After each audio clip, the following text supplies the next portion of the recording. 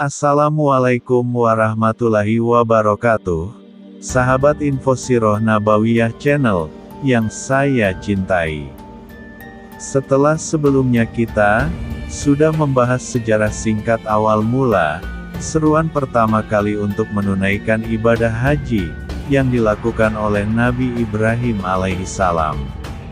Alhamdulillah, di kesempatan kali ini, kita akan melanjutkan ke kisah selanjutnya.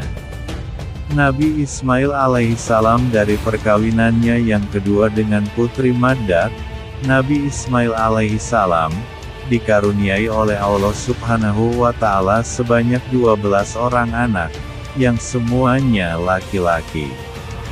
Nama anak-anak Nabi Ismail alaihissalam yaitu 1. Nabit atau Nabayut, 2. Qoidar, 3. Atbail, 4. Mifsyam, 5. Misima, 6. Duma, 7. Misya, 8. Hidat, 9. Yutma, 10. Yatur, 11. Nafis, 12. Qoidaman.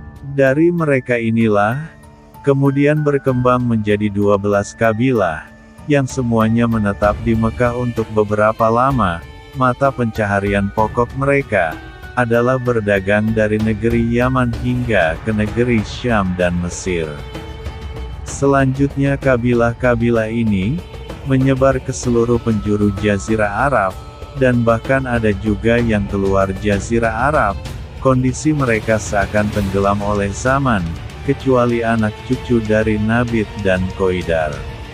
Hanya Nabit dan Qoidar yang menetap di Mekah, dan dari Qoidar sendiri setelah beranak pinak, hingga lahirlah darinya Adnan.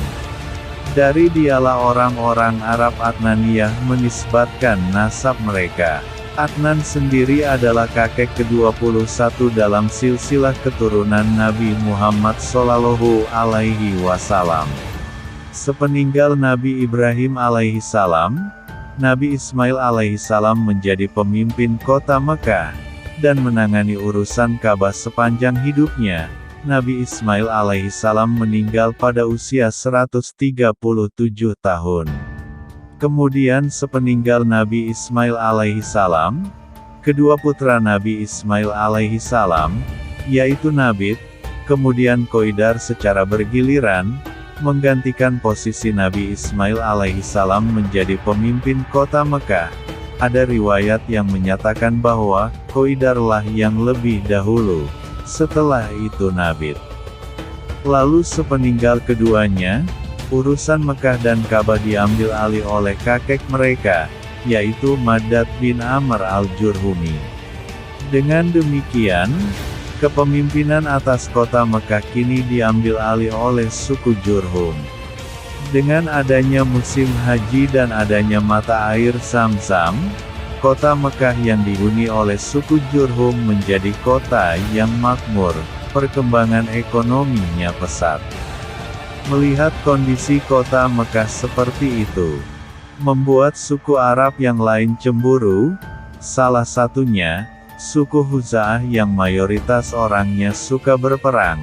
Maka suku Huza'ah pun berencana menyerang suku Jurhum, agar bisa menguasai kota Mekah. Singkat cerita, suku Huza'ah pun menyerang kota Mekah, dan suku Jurhum pun tahu bahwa akan ada penyerangan.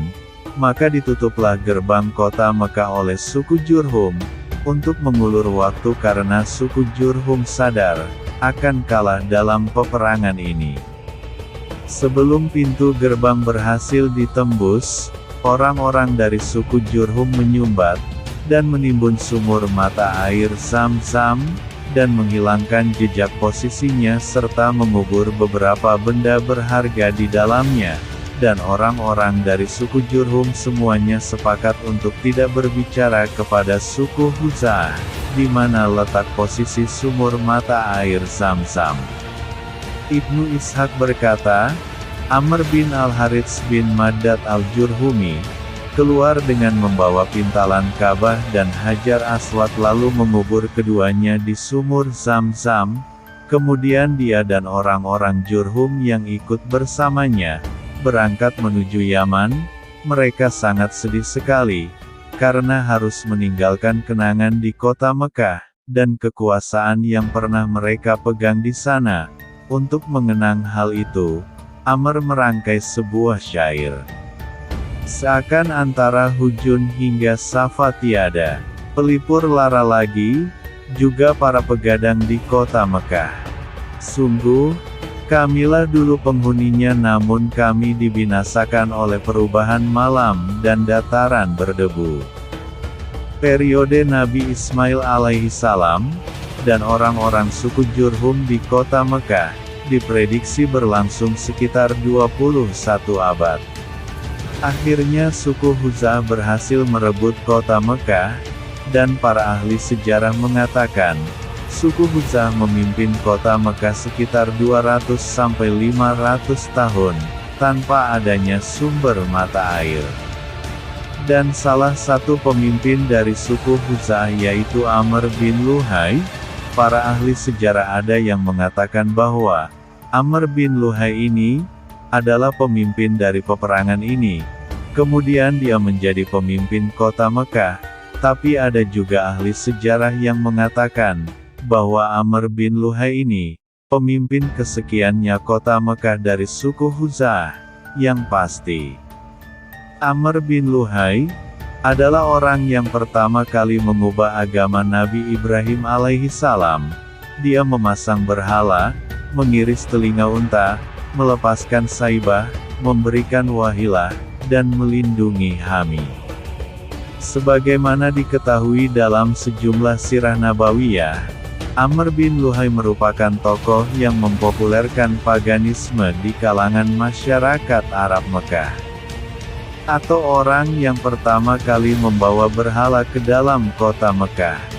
Hingga Nabi Muhammad SAW bersabda, sebagaimana diriwayatkan Abu Hurairah radhiyallahu anha, aku diperlihatkan Amr bin Luhai di neraka, isi perutnya keluar dan menyeret usus-ususnya sendiri. Untuk penjelasan dari syariat Amr bin Luhai, apa itu yang dimaksud dengan Al-Bahirah, As-Saibah, Al-Wasilah, dan Al-Hami, akan kami jelaskan di pembahasan selanjutnya, dan apa saja bentuk kezaliman dari Amr bin Luhai ini. Jadi jangan lupa subscribe, dan like ya channel ini, mudah-mudahan bermanfaat dan membantu teman-teman untuk belajar tentang Sirah Nabawiyah. Mohon maaf apabila banyak kekurangan. Wassalamualaikum warahmatullahi wabarakatuh.